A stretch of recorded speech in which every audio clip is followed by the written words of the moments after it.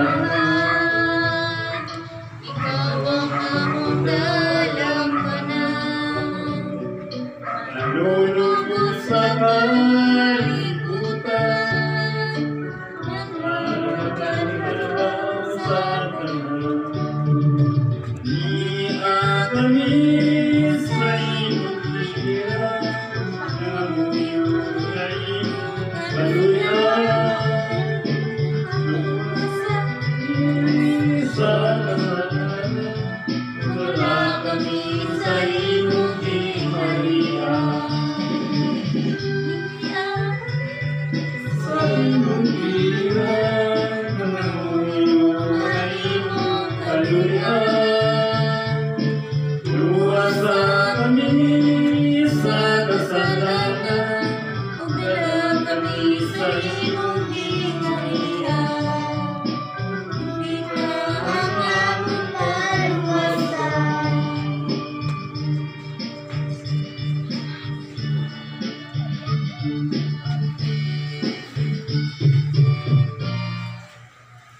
magampo kita sa ngalan samahan sa anak at sa Espiritu Santo. Mission.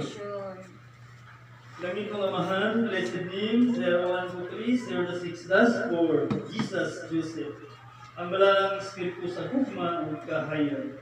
Giusan namo ang among mga singkasing o kabubuton, ang among kaugalingon, ang nininggutloa o sa tanang panahon. Hinaot na ang among mga panakot, mahimong sulundon sa imong langit ng kalasig, ug sa mga pagtulunan diha sa imong simbahan.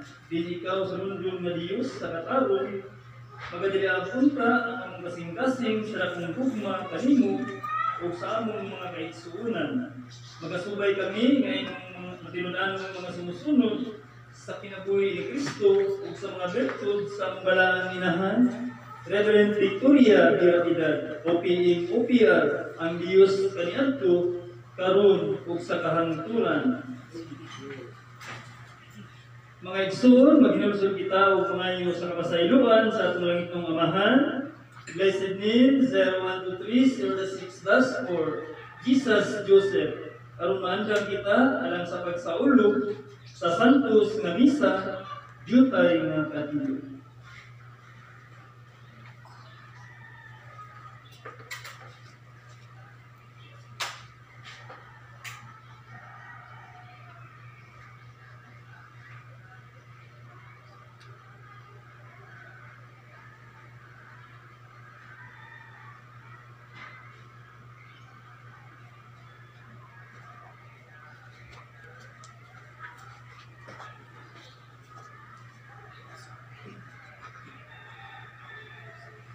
Magampo kita at sa paghinulsol ang tanan.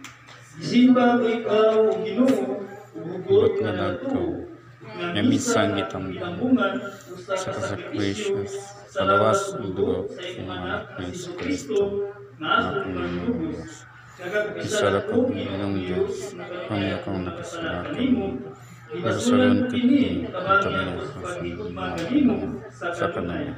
May tapong batik sa mga kasubo. Ang mga kantos, umingon kanimo, ang pagbuot mo ay matuman. Langit na naman, blessed name 0123, Eurydice Diyos. O hinlukot likas singkasin. When Diyos, blessed name 0123, Eurydice Jesus Diyos. Ano ang Espiritu niya kanako? Pag sumandag ko ay sa kalibutan, pinatid ka na ako. Solution.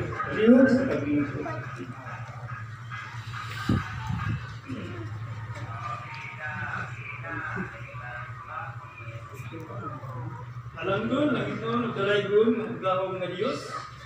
Diyos Amahan, Diyos Anak, Diyos Espiritu Santo. Blessed name 0123-06-4, Jesus Joseph. Una sa tanan, pasayloa kami sa among mga sala. Sa unang-una, sa pulong, inuman sa buhat. Tabangin kami, umutagi kami kalitkon. Sa unang-una, lawas, kalag, ug Espiritu. Aron na doon kami kusog sa pakigbisog, batok sa dautan. Kami, imong mga sulugoon sa makanganay Perla Tulusa, Bishop Renerito Marciliones, mga pari, madre, pastors, lay workers, Christian brothers and sisters, ug uban pa. Katagi usab kami sa kaalam ug ibalo aron sa pagsangyaw sa imong mga mensahe labi na karon sa kapanahonan sa atong Dios Espiritu Santo nga mao ang atong Dios nga inahan. Ug ingon man usab sa mga nagkambong niining santos nga misa karon makita o dili makita nga unta mahibalik kami kanimo o Ginoo ug ilayo mo kami sa trahedya o sa mga katalagman sa masalino, baha, pagbuto sa bulkan, landslide ug uban pa. Ug salamat kayo Ginoo sa imong gugma na walay paglubad nganhi kanamo. Ug salamat usab kayo Ginoo sa among mga hiniraman nga kinabuhi nga nagagikan kanimo. Ug salamat sa tanan-tanan sama sa adlaw, tubig, hangin, bulan ug sa tanan nga imong gibuhat gikan sa kalangitan, ingon man dinhi sa kalibutan. Ug ingon man usab sa atong presidente Bongbong Marcos Jr.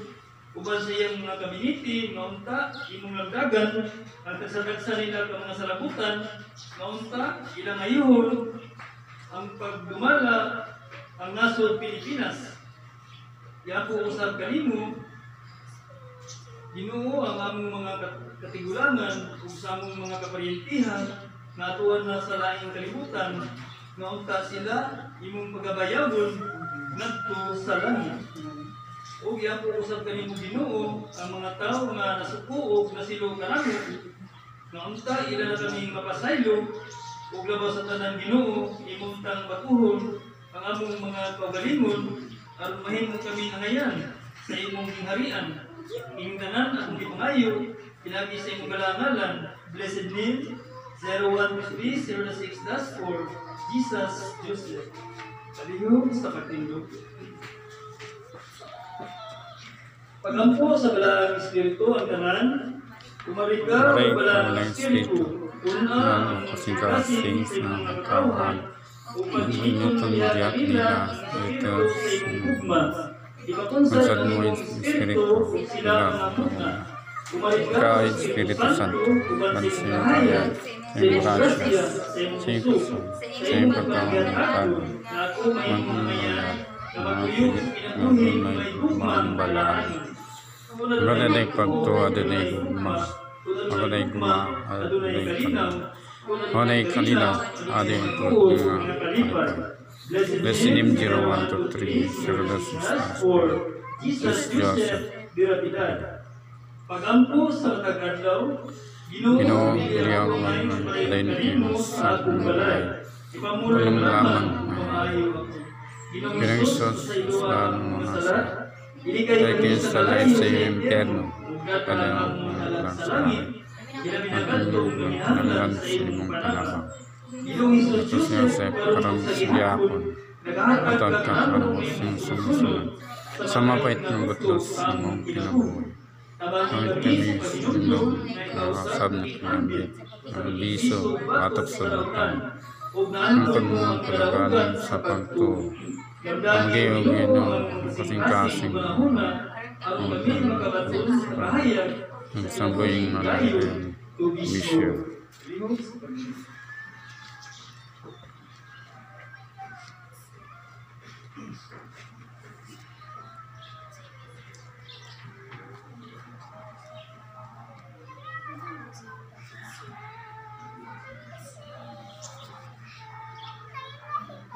Ang unang pagbasa sa pulong ng Diyos, ito sa sulat ng Pablo, alam sa mga Lucas, Kapitulo 1, versikulo 15, nagto sa 26.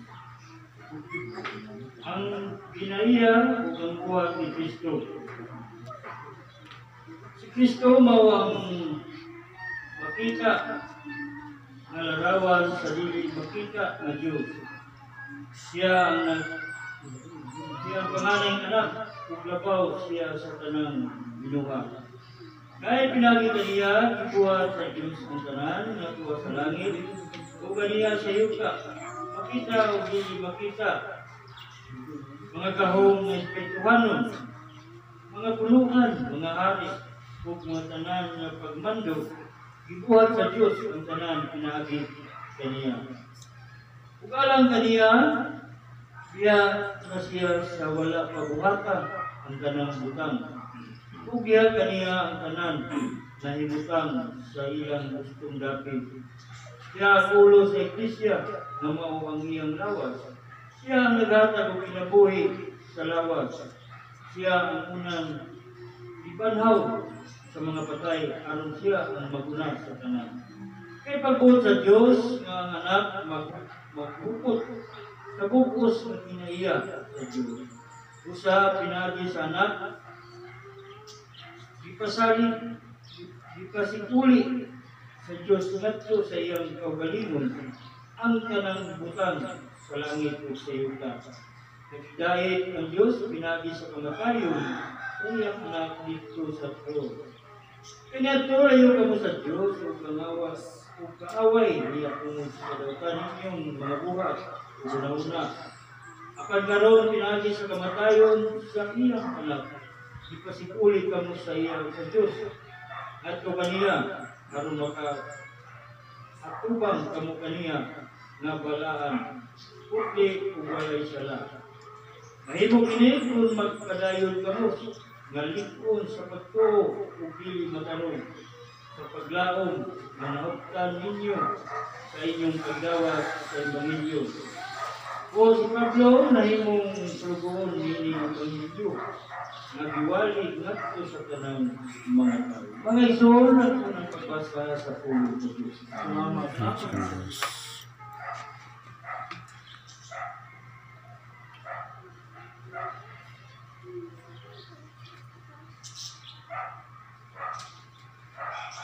Ayaw hadlaw sa paglayo ng Diyos na magkakaroon sa tanan, President Jeruat Puti Silas Joseph, ubahan sa Masarpo, Santas Kapita, Kabilis, Rapinis, Santilang sa Diyos, itiris sa pagpatron sa misyon. Umahan sa Masantos Magbalantay, ito makita, yung mga patron nini sa Maa, Senyor Santo Niño, o kaninyong maisol po sa pagtuho, may ato sa tanan. Hapon sa Ikaw din sa bisita no, kailaman tani, kahit hindi. So, salamat sa inyong pagbisita sa Senyor Santo Niño, ng kapunon, kapunin ka na ako, mga abilang kami ako. Kami naman yung tutong giikuan mga Tirisyan, tungkol sa kabisi sa mga kauban, hindi na ito sila makakuan yun, madala kay tungkol sa ilang pagpinabuhi. Nani naman ka, sa itong mga lugar, ikaw din ng manit dito sa Senyor Santo Niño. Hindi dahil sa itong mga pagbasa, isgot ini sa kinaiyahan o mga buhat ni Kristo.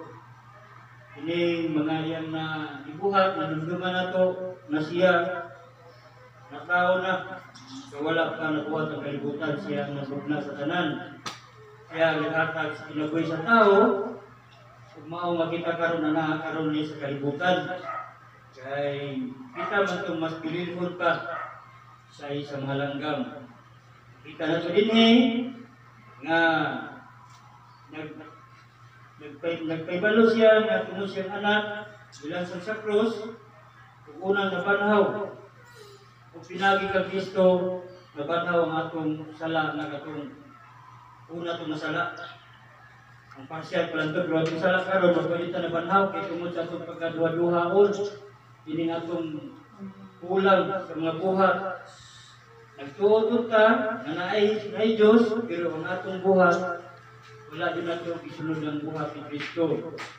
Kung sa may buhat ni Kristo, mo ka itong mag-ampo, na isa po, mag-iabihon. Andam pong mo luwas sa tanang tao. Kung siya po ito ang nag-atag na itong kahayag, binagi sa mga pulong, aron ta magpuyo magmalinaw. Bilis kalibutan.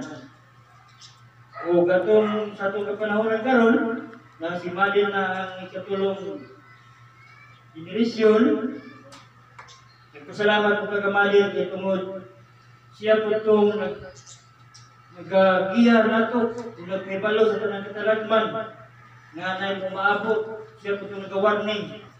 Kaya di po gusto nga itong inahan nga iagol na sa mga katalagman. Mao nga itong inahan, nagsige yung panawagan nga mag-vigil. Pero naamay gituman, pero dili yung tanan. Mao nga Ginoo himanglaw ka nato kung siya itong buhaton aron ta maluwas pinaagi atong mga pagampo. Kaya gingon sa tuwa pagampo iyan to da milisare o sa kanang katalagman atong magitunan sab nga aton yato nga kantanan magkahiusan ya sa iyang balaang templo. Yung pa din sa itong unang pagbasa na kaniato layo ka mo sa Diyos o kaaway niya tungo sa dautan ninyong mga buhat una-una. So, kaniato day kaaway ko sa Ginoo ng mga dautang tao katong mga di mo tuon niya tanan nga supahi sa iyang mga binuhatan. Labi na niya itong una-una na usahay supahi po nga nga itong pagtuo mahimong magduha-duhaon ka. Pero pinagi sa gahong ni Kristo, yung ibadir, anak na karoon nagpabilin bukan kaniya. Kaya nasayon man ta, nga ang kahayag, magikan man sa Diyos.